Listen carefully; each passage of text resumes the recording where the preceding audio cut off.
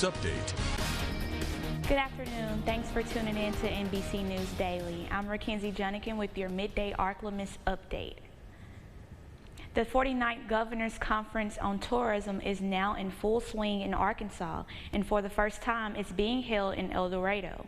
Just over 400 people attended the conference. 150 of those individuals were attending the event for the first time.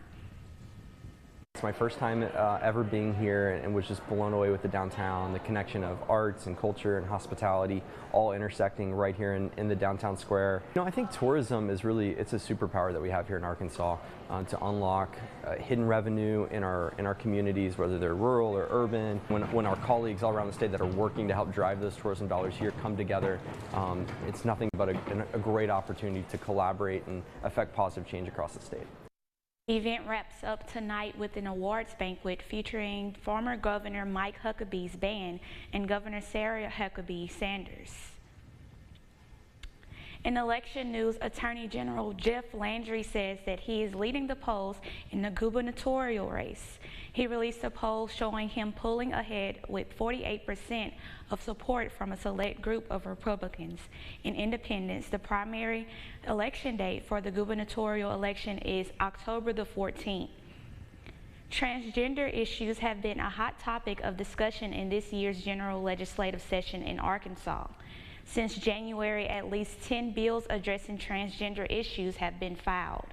NBC's Jessica Rannick spoke to a student and shares more on these bills. 2 months into the general session, and the state capitol is busier than ever.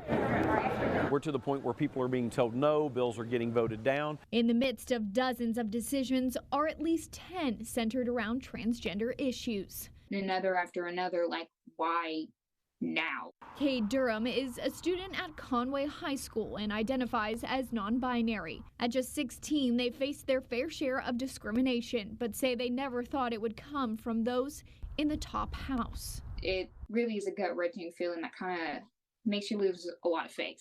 The latest piece of legislation filed is a bill that would prohibit requiring public school teachers to use a student's preferred pronoun. We're not going to put a teacher in some sort of moral compromise position where they have to call a young girl a boy or a boy a girl in their classroom. State senators like Bart Hester say it's a violation of freedom of speech. It is really odd to try to argue, oh, freedom of speech, when you're already trying to get rid of my identity. You're trying to erase me from my freedom of speech, which is me using they, them pronouns. Other bills discuss bathroom policies, overnight field trips, and health care. The push is to protect our children. And it's a push that's being made across the country with similar bills in at least 30 other states, according to the ACLU. I love it how Governor Sanders says we're in a world now where it's normal or crazy, and we're just not going to pretend that the crazy is acceptable to our children. I think a lot of trans people, again, just is starting to lose faith.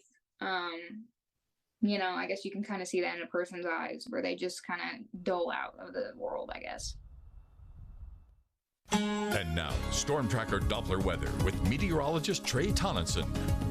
Beautiful first half to your day will give way to cloud cover building in the late afternoon and evening with temperature highs a little bit warmer tonight due to those clouds keeping some of that daytime heating in.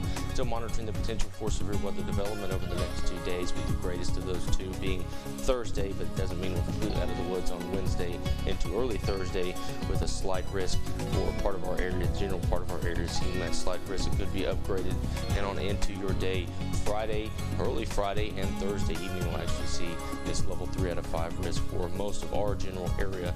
Could be upgraded throughout the next couple days, but overall your pattern will be cloudy over the next 2.5 days, but on into your weekend. We see a great change in our pattern with cloud cover diminishing, mostly clear skies returning. It'll be quite cooler, but more seasonable into the early spring. It'll feel like early spring, and actually mostly clear to clear skies will be the story, with temperatures cooler, not too bad, pretty seasonal, pretty comfortable. Overnight lows are what you want to watch out for into the low to mid 40s throughout the week.